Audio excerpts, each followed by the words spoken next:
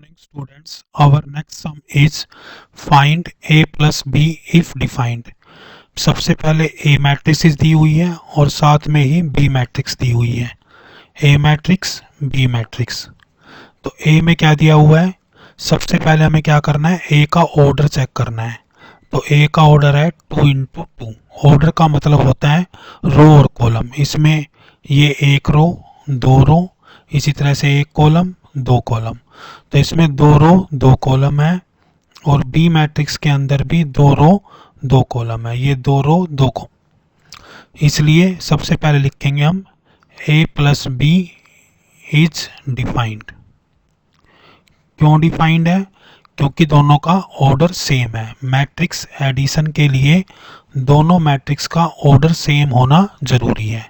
अब हम निकालते हैं a प्लस बी. इसमें क्या करना है? इसका फर्स्ट एलिमेंट और इसी तरह से सेकंड मैट्रिक्स का फर्स्ट एलिमेंट. तो ये हो गया हमारा a square plus B square plus 2ab. Second लिखेंगे b square plus C square plus 2bc. Right. अब यहाँ से लिखेंगे a square plus C square, a square plus C square minus 2ac. और इसी तरह से यहाँ पे लिखेंगे a square plus B square minus 2ab.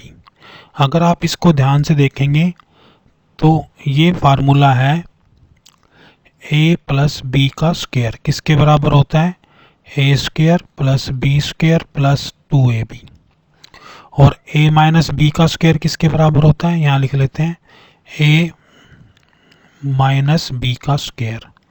ये किसके बराबर होगा? a square plus B square minus 2ab. तो इसको ध्यान में रखते हुए a प्लस बी को हम दोबारा लिख देंगे. तो ये वैल्यू क्या बन जाएगी?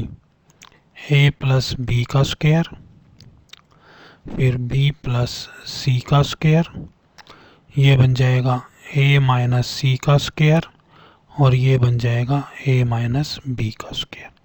इस तरह से हमारी मैट्रिक्स बन जाएगी.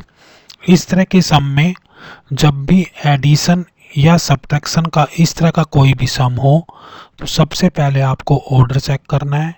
अगर ऑर्डर सेम है तो मैट्रिक्स एडिशन सब्ट्रैक्शन पॉसिबल होगा. अगर मैट्रिक्स ऑर्डर सेम नहीं है तो मैट्रिक्स एडिशन और सब्ट्रैक्शन पॉसिबल नहीं होगा.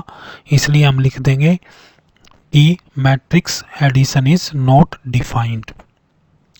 Thank you.